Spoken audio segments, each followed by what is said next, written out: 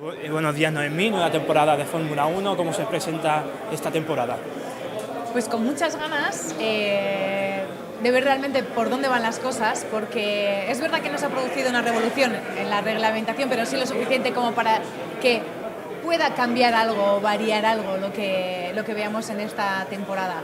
De momento sabemos muy poquito por los test, parece que los de arriba sí que van a ser un poco los mismos, pero ganas también de ver lo que puede avanzar, evolucionar y crecer McLaren junto con Carlos Sainz.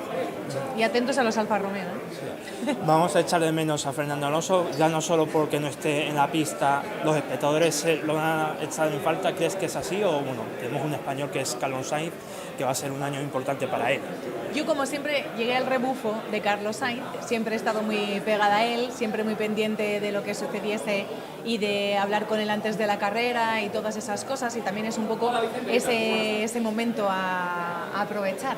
En el caso de Fernando, al principio se notará, después pasa con todo el mundo, igual que pasaremos nosotros. Cuando yo deje de hacer Fórmula 1 habrá otra persona que lo haga y al principio dirán, igual que dejé de hacer fútbol y ahora hago Fórmula 1, y que al principio puede extrañar un poco porque somos animales de costumbres, nos acostumbramos a ver a alguien, y obviamente Fernando hace y ha hecho unas actuaciones maravillosas en los últimos años sin tener un coche que realmente estaba a la altura, además de ser obviamente campeón del mundo en 2 ocasiones.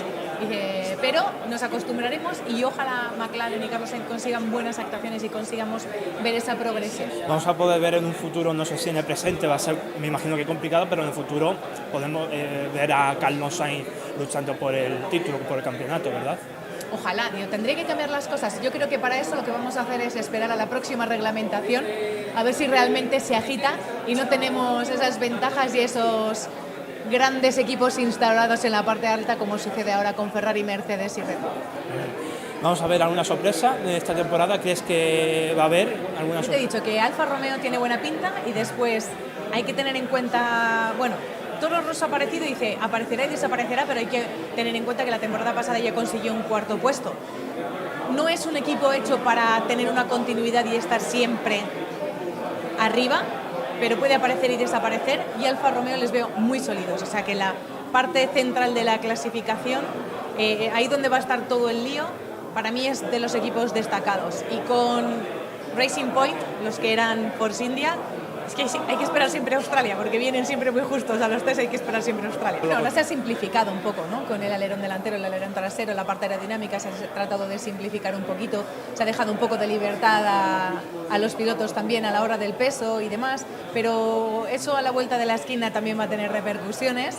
Veremos dónde van todos esos pesos de los equipos y ya se encargarán los ingenieros de compensar y hacerlo un poquito más complicado. Como ya hemos visto, se supone que con esta nueva parte aerodinámica, estos nuevos paquetes aerodinámicos que tienen que llevar los equipos, los monoplaza, van a ser más lentos, y olvídate, ya hemos estado en tiempos bien destacados de Q3 en los test de Barcelona y en la primera semana con ese 1.17.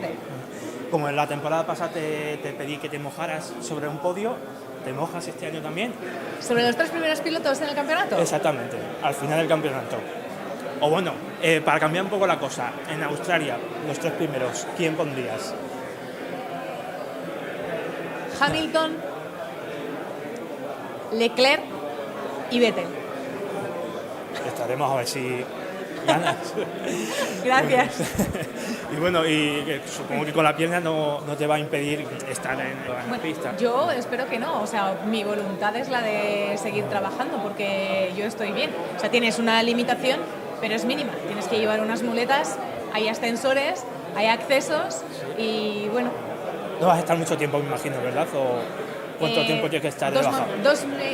2 semanas ahora sin apoyar y 2 más caminando. Dice, sí que es verdad que te tienen que facilitar un poquito las cosas porque tendría que viajar con la pierna en alto y eso, pero si en mi empresa están dispuestas, yo estoy dispuesta, obviamente. Yo quiero seguir trabajando. Pues muchas gracias, Noemí, y gracias. desearte una pronta recuperación. Gracias.